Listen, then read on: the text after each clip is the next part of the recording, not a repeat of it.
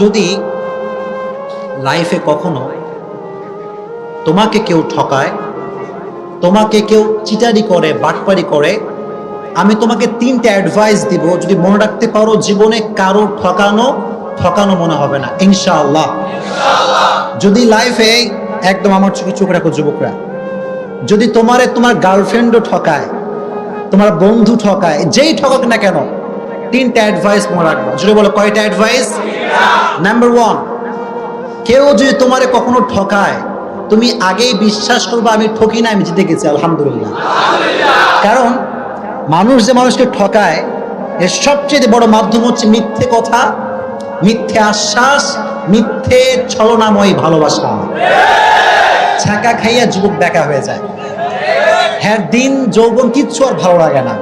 তো এই যে মানুষ তোমাকে ছ্যাঁকা দেয়, কষ্ট দেয়, প্রতারণা করে, এটা মিথ্যের মাধ্যমে মানুষ বেশি করে। হাদিস শোনেন, একবার রাসূল করিম সাল্লাল্লাহু আলাইহি ওয়াসাল্লামকে একজন সাহাবী বলল, ইয়া রাসূলুল্লাহ, আপনার উম্মত কি জিনা করতে পারে?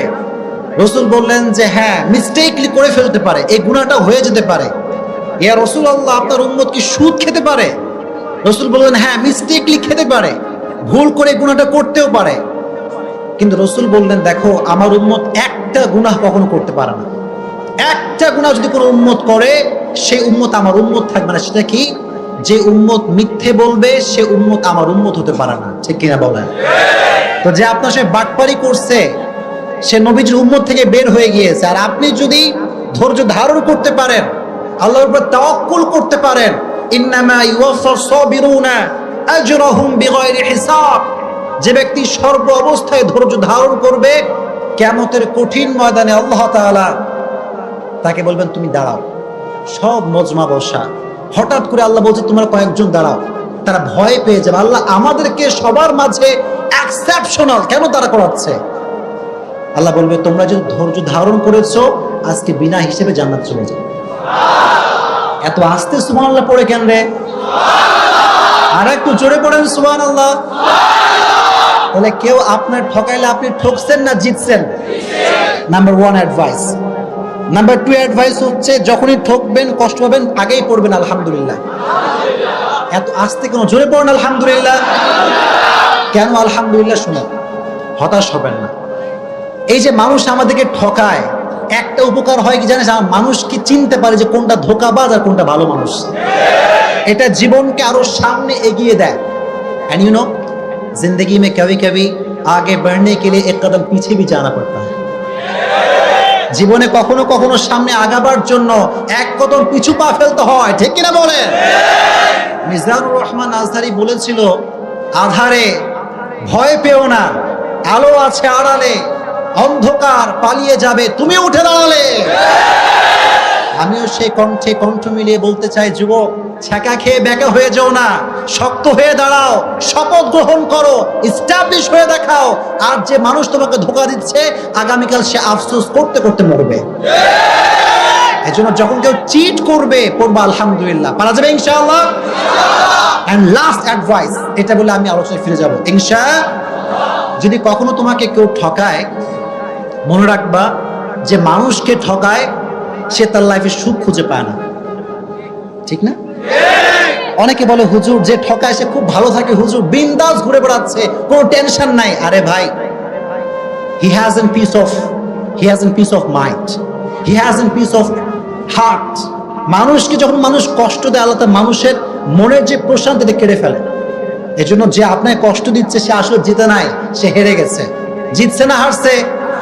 এজন্য সবসময় যত দুঃখ আসুক, যত কষ্ট আসুক, সবসময় পড়বেন আলহামদুলিল্লাহ।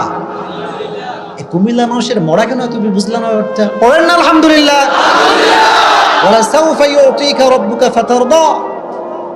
তুমি যদি বিশ্বাস এবং ভরসা আল্লাহর উপরে করতে পারো, অচিরেই তোমার রব তোমাকে এমন কিছু দিবে, তোমার জীবনের সমস্ত দুঃখ কষ্ট আল্লাহ তাআলা দূর করে দিবে। সুবহানাল্লাহ পড়েন।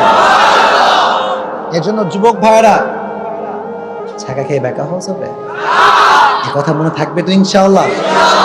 আমি আসছি মোটিভেট করার জন্য, আমার কাজই তো এইটা। কি আমার ওয়াজ আপনারা শোনেন নাই? আমি যখন রাস্তাঘাটে যাই, আপনারা বিশ্বাস করবেন না, এই যে এদের মতো যুবকগুলো, সেদিন রাজশাহীতে, আমি থাকি কোথায়, কাছে না দূরে, অনেক দূরের মানুষ আমি। তো কুমিল্লা আসলে মনে হয় যে আমি নিজের জেলায় আসছি, এত ভালোবাসে কুমিল্লার মানুষ। তো আমি বাইক নিয়ে গেছি বাইরে রাস্তায়, শুনেন ভালো করে শুনবেন।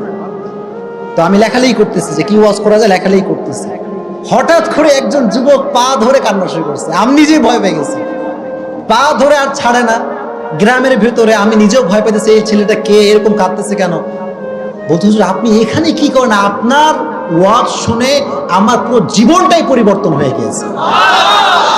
আমি বললাম যুবক আমার কোন কথা তোমার গায়ে লাগছে? বলে হুজুর আপনি একটা কথা বলছিলেন যে ভুল মানুষকে ভালোবেসে আফসোস করা যাবে না। তো বলছে হুজুর জীবনে এই মিস্টেকটা আমি করছি, তো করার পরে আমার পুরো জীবনটাই শেষ হয়ে গেছিল, মদ গাঁজা বিড়ি খেয়ে অবস্থা খারাপ, যে ভালোবাসা মানুষ পাইলাম না কেন রে, হ্যাঁ জীবন যেমন সব শেষ। তা আমি যখন বলছি আফসোস করা যাবে না, তখন সে এই লাইফটা থেকে আল্লাহর পথে ফিরে আসছে।